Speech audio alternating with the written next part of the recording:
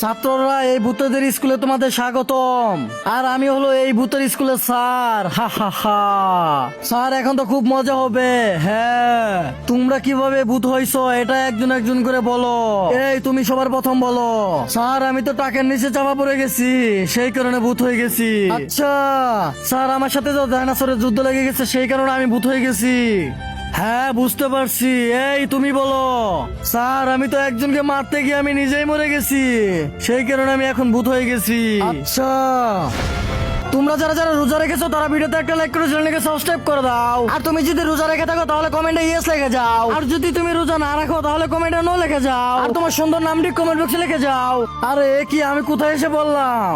আরে এটা ভূতের স্কুল। আরে আমি তো মানুষের স্কুলে ভর্তি হয়েছি। আরে তোমার ফর্ম কনফার্ম হয়েছে ভূতের স্কুল। এখন তুমি আর কোথাও যেতে পারবে না। আহা হা, আমি তো এখন চলে যাব, তুই এখান থেকে কোথাও যেতে পারবি না।